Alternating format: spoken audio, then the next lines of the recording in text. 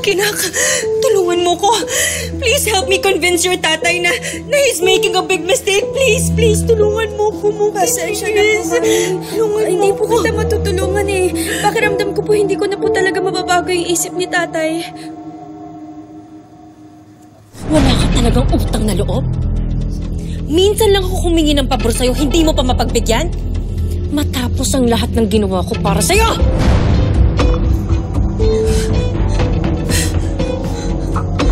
I'm so sorry.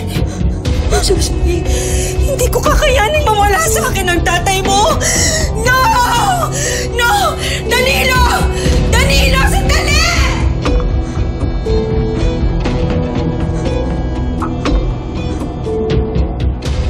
Because you disobeyed me, I'm everything you've got. You ungrateful child! Wala kang utang na loob. Lahat sinakripisyo ko para sa'yo. Para nang alagaan ka, Muki. Lahat binigay ko sa'yo.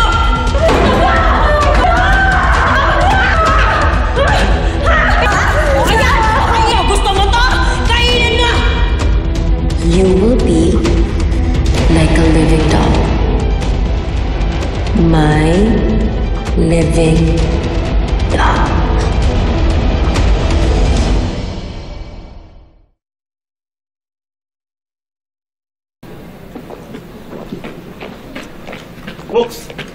Mox, wait lang.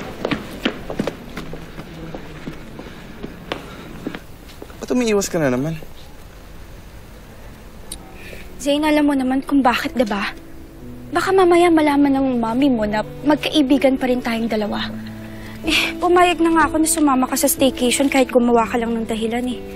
Mox, nasa school naman tayo eh. But Stacy's still lurking. Baka mamaya makita niya tayong dalawa na nag-uusap pa rin tayo, isumbong tayo sa mami mo. Okay. Worried lang ako, Mox. Hindi ka kasi nag-reply sa mga text ko eh. So tell me what happened. Basta sobrang gulo, Zane. Tatay called off the wedding. Ha? Kaya nga, Zane eh. Alam mo, sa sobrang galit ni Mami Jade, nasigawan niya ako. For a moment, akala ko si Mami Olive siya. Yung panlilisik ng mata niya, yung pag-tremble ng Diyos niya. Para talaga siyang si Mami Olive. Talaga?